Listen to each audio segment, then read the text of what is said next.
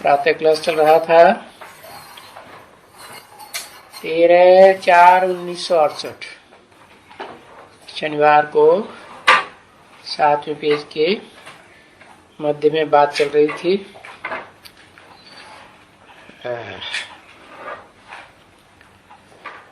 कि बच्चे भी बेचारे बहुत डरते हैं कि एक दिन जरूर उनकी भी जांच करेंगे कि तुम्हारे ड्रायर में कहाँ क्या पड़ा हुआ है, दिखलाओ।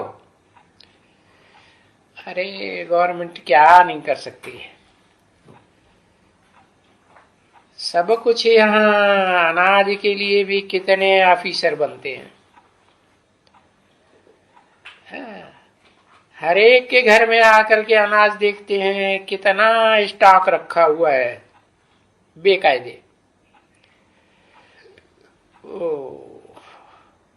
सरकारी ऑर्डर्स हैं, उनके खिलाफ कुछ जास्ती तो नहीं रखा है। तो देखो, तो ये सभी पगार वगैरह के लिए इनका बढ़ता जाता है। तो अभी इन सब बातों से तुम छूटे हुए एकदम। तुमको अभी ये सब होते रहे या जो कुछ भी होते रहे, समझा ना। बाकी तुमको जो ग्रस्त व्यवहार में ये सभी खिटपिटे देखते हुए, गरीबी, साहूकारी, बीमारी, ये सब कुछ देखते हुए बाबा कहते हैं कुछ भी करो, बीमार हो या साहूकार हो या कंगाल हो या धंधे में तुम्हारे घाटा पड़ता हो, बाबा कहते मेरा इन बातों से कोई वास्ता नहीं। क्यों? सब तुम्हारे पूर्व जन्म का हिसाब किताब है, तुमको ही भोगना है। मेरा है सिर्फ तुम बच्चों को रास्ता बताना कि ऐसे ऐसे करने से तुम्हारे सब दुख दूर हो जाएंगे, पाप कट जाएंगे तो दुख भी दूर हो जाएंगे।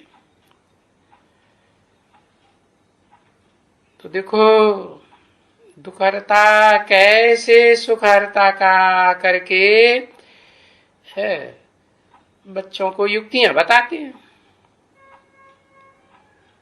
बाकी ऐसे तो नहीं है कि इस समय में तो तुम्हारा हिसाब कर्मों का चुकतू होने का है। सो तो हो सकता है ना। है। अब बीमारी भी जो रही खुशी होगी सो भी आ जाएगी। ये तो बाबा ने बताया था कि जो वैद्य लोग होते हैं ना, तो वो पहले से ही बताई देते हैं कि मैं जो दवाई देता हूं बीमारी उखड़ेगी, बाहर आएगी। तो डरना नहीं, समझा ना। और बाप ही कहते हैं कि तुम्हारा पूर्व जन्मों का जो भी हिसाब किताब है कर्मों का, वो पिछाड़ी को ही चुकतू होने का है। इसलिए पता नहीं कौन से जन्म का कब का हिसाब किताब खड़ा हो जाए। तो डरना नहीं है।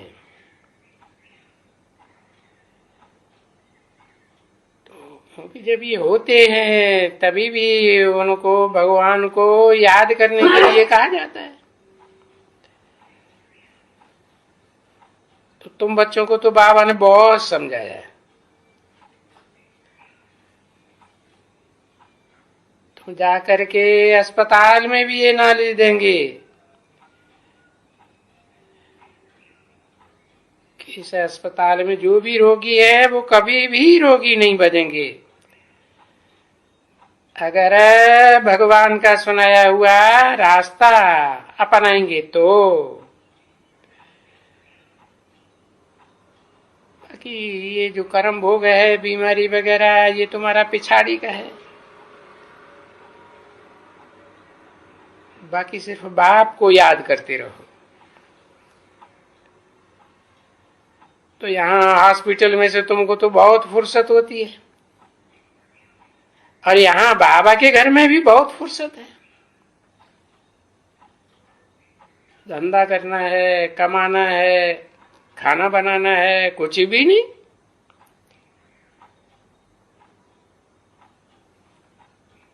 तो सुख दुख है तो सुख तो ऐसे भी याद करते हैं ना, भगवान को सुख के लिए याद करते हैं। तो दुख में याद भी करते हैं, हे राम, हे भगवान। अभी ऐसा बोलना करना छोड़ो, अपनी आत्मा के बाप को पहचानो और मन बुद्धि से याद करो। बोल बोल करने की दरकार ही नहीं। ऐसा करेंगे तो हम गारंटी करते हैं तुम्हारा जो भी सभी जन्मों का पाप है वो सारा कट जाएगा। फिर आधा कल्प तक, मना 2500 वर्ष तक तो तुम कभी भी बीमार ही नहीं पड़ेंगे। इस बात की हम गारंटी करते हैं, बाबा गारंटी करते हैं। और हम बच्चे भी औरों को गारंटी करते हैं। तो कौन सी जगह हुई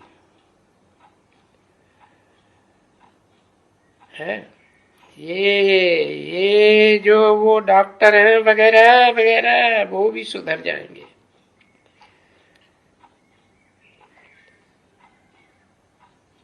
असिस्टेंट डॉक्टर सुनेंगे, वो बड़ों को भी बताएंगे। या ये ब्रह्मा कुमारियां आती हैं, ऐसी ऐसी युक्ति बताती है, जो बोलती हैं कि भाई इस जन्म की बात नहीं करते हैं, बाकी इस जन्म में तो तुम्हें अपना जो भी पूर्व जन्मों का हिसाब किताब है वो पूरा करना ही पड़ेगा। बाकी भविष्य जन्म जन्मांतर के लिए बताते हैं, गारंटी करते हैं कि अगर भगवान के इस बताए हुए रास्ते पर चलेंगे तो कभी भी रोगी नहीं बनेंगे। 13 अप्रैल 1968 की प्रातः क्लास का 8वां पेज। और जन्म जन्मांतर की गारंटी है, कोई एक जन्म की नहीं। तो क्या करो,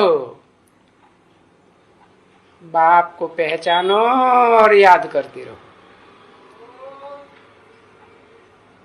पहचानने के लिए तो सारा ज्ञान सुनाते हैं।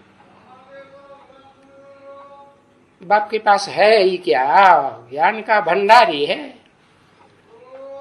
अकूट ज्ञान का भंडारी। सारा ज्ञान सुनते रहो, तुम्हारा सब पाप कट जाएगा बाप को याद करने से। और पूर्व जन्मों का हिसाब किताब सारा चुकत हो जाएगा। यूं तो दुख दो बहुत ही है, तो जो भी है उसमें भी याद करते रहो, करते ही हो। बाकी अभी तो औरों को नहीं याद करो, है औरों को याद करेंगे तो सब पापी है, पाप का ही संग का बोझा चढ़ेगा। तो समझ से याद करो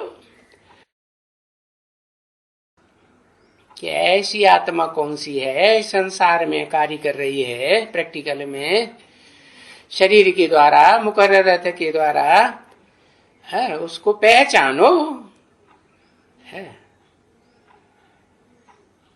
जिसको कोई बीमारी आदि नहीं लगती, उसको दुख होता ही नहीं। तो ऐसे का संग का रंग मन बुद्धि से करेंगे तो तुम भी सुखी हो जाएंगे। तो पहचानो इसे बाबा कहते हो, वो बाबा कोई मूर्तिमान शंकर की चैतन्य मूर्ति नहीं है? उस रथ को तो, शरीर रूपी रथ को किसने कंट्रोल किया? उस निराकार शिव ने कंट्रोल किया, जो सदा कल्याणकारी है। उनको याद करो। तो एक शिव को याद करो, दूसरा कोई भी नहीं याद आवे। नहीं, एक बाप को याद करने से तुम 21 जन्म तो क्या,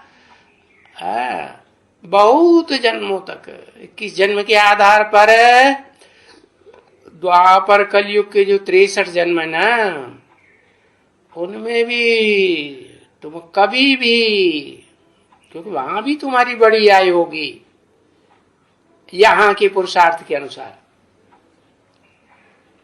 तो देखो, भारत की बड़ी आयु थी, कितनी बड़ी थी है?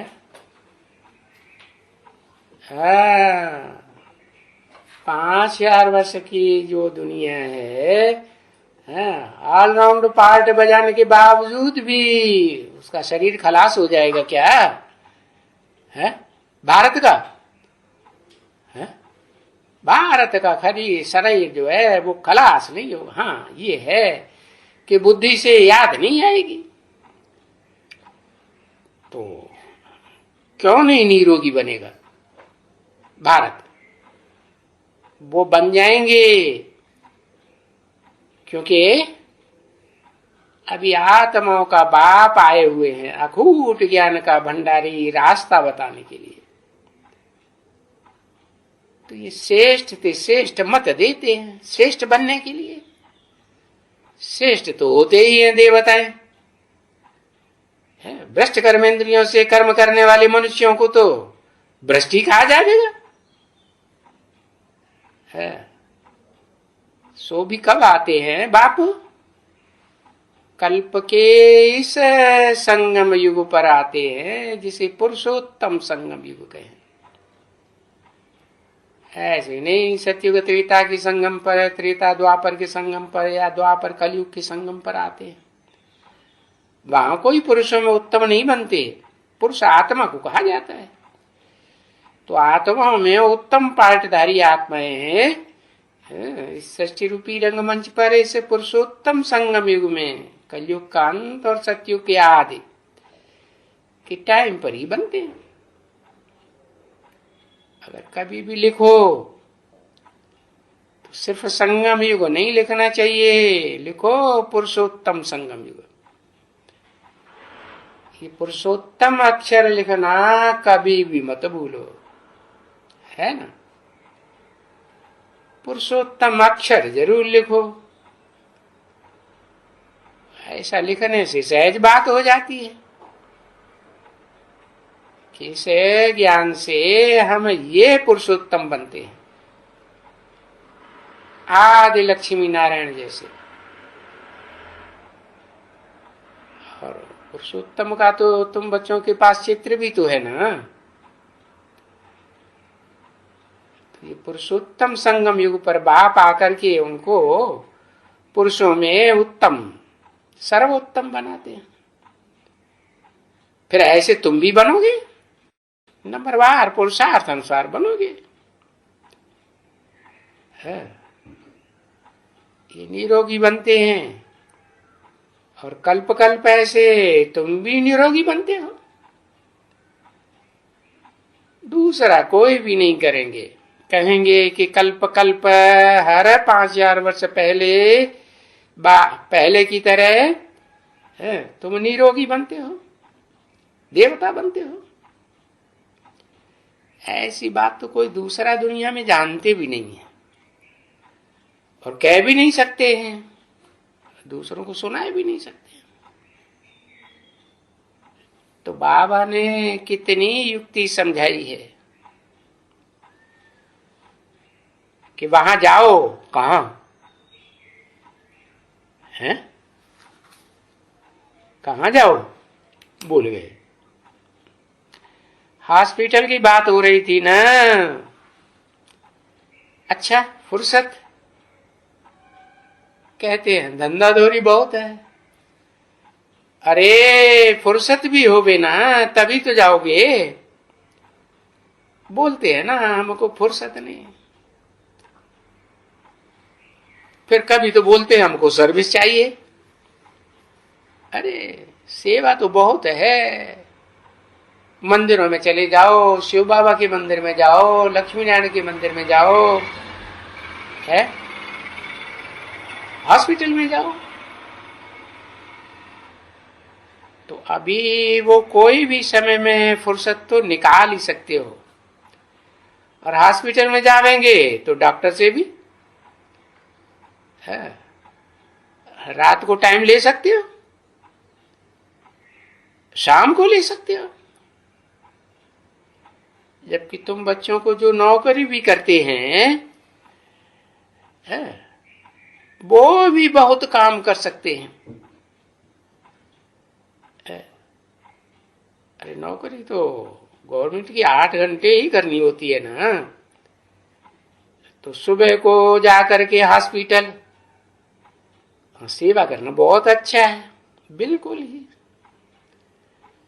जो भी सर्जन है, ऑपरेशन करने वाले, उनको भी कहेंगे अरे तुम जिस्मानी डॉक्टर हो, हम तो रूहानी डॉक्टर हैं। तो कहेंगे हाँ ये तो हमारे से भी बड़े डॉक्टर है। तो तुम बोलेंगे अरे तुम तो हद के डॉक्टर हो, एक जन्म के डॉक्टर हो, है? हम तो बेहद के डॉक्टर है, अविनाशी सर्जन के बच्चे हैं। ऐसा सर्जन है जो जन्म जन्मांतर की सर्जरी कर देते हैं। अभी जब बाबा बताते हैं कोई भी ज्ञान के पॉइंट हो तो वो पॉइंट अमल में लानी चाहिए ना। किसी ने कुछ कहा, हाँ हाँ, यानी बहुत जगह, सिर्फ अहमदाबाद में ही नहीं, पर ये बच्चियां बहुत जगह से बाबा को रिपोर्ट आती है। तो सर्विस को बढ़ाओ, ऐसी सर्विस को बढ़ाना है। अच्छा बच्ची, सभी हेल्थ मिनिस्टर्स वगैरह वो उनको जाकर के पकड़ो। हेल्थ के लिए ये क्या सभी तुम करते हो? हेल्थ हेल्थ सुधरे इसके लिए मत्था मारते हो, है? अरे हिस्ट्री में 2500 साल बीत गए, हेल्थ सुधर रही है, जन्म जन्मांतर बिगड़ रही है जनरेशन की। हेल्थ के लिए और वो प्रजा कम करने के लिए तुम कितनी माथा मारती करते हो। प्रजा कम होती है क्या? और ही दिन दूनी रात चौगुनी बढ़ती जाती है, बीमारियां भी बढ़ती जाती है, दवाइयां भी बढ़ती जाती हैं, डॉक्टर भी बढ़ते जाते हैं, वैद्य भी बढ़ते जाते हैं। पैथी कितनी बढ़ गई, होम्योपैथी, एलोपैथी, आयुर्वेदिक। अरे तो उनको बोलो, प्रजा तो इस दुनिया में कम थी ना। कब? जब ये दुनिया नई थी और वो supreme soul heavenly god father Sada Shiv ज्योति ने ही आकर के मुकर्रर रथ में ये सतयुग की प्रजा थोड़ी सी बनाई थी, तैयार करवाई थी, और उस दुनिया में बहुत शांति थी, सुख था, प्रसन्नता थी, पवित्रता थी, है? तो ये तो समझना बहुत सहज बात है, और ये बात हम समझा रहे हैं। क्योंकि है ही तुम इस सारी दुनिया में अभी तुम ही है जो ये सब को राज्य की बातें समझा सकते हैं, और तुम ही है जो सबका कल्याण करने वाले हैं। ऐसे नहीं कि सबकी सदगति दाता एक ही है, नहीं, तुम सभी है ना, और पंडे तो तुम सब हो ना। पांडव संप्रदाय, पंडे के बच्चे है। महाभारत शास्त्र में नाम तो दिया हुआ है ना, पंडे के बच्चे है, तो तुम पांडव हो। तो कोई अर्थ या किसी की बुद्धि में थोड़े ही रहता है कि पांडव ये कौन थे, है, या उनका बाप क्या था। तो अभी तुम तो जानते हो, तुम्हारी पांडव संप्रदाय की गुप्त बातें हैं, है। पांडव गुप्त होकर के घूमते थे ना, और तुम्हारा बाप भी गुप्त। वो कृष्ण गुप्त नहीं है, वो भगवान भी नहीं है, है। यादगार जो मंदिर बनाए हैं उनमें तो कृष्ण को बच्चे के रूप में दिखाया है, तो बच्चा बुद्धि है ना, भगवान कैसे हो जाएगा। नहीं, वो तो शिव बाबा है, बच्चा नहीं है। तो ये अच्छी तरह से बाबा ने बताया कि जो भी मिनिस्टर्स हैं उनको चिट्ठियां लिखो। अरे तुम फूड मिनिस्टर हो, हम भगवान की श्रीमत से तो पहले नंबर में तो फूड मिनिस्टर है। वो तो असल में शिव बाबा ही है ना। ज्ञान की बरसात डालते हैं तो अन्न पैदा होता है ना। कौन सा अन्न? आत्मा का अन्न है प्यार, है? प्यार का अन्न पैदा होता है तो उससे बुद्धि रूपी पेट भरेगा आत्मा का कि नहीं है? भरेगा। तो वो तो बेहद का फूड मिनिस्टर है, आया हुआ है। परम पिता परमात्मा हेवनली गॉड फादर शिव ज्योति बिंदु मुकर्रर रथ में आया हुआ है। तो वो आकर के है हर आत्मा को इतना अनाज देते हैं।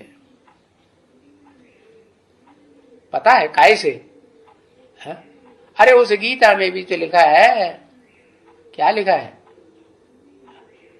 अन्नात् भवति पर्जन्य से अन्न पैदा होता है, बताया ना। अन्न से बच्चों की पैदाइश होती है, आत्माओं की। अन्नात् भवति भूतानि। तो देखो अब उस गीता को तो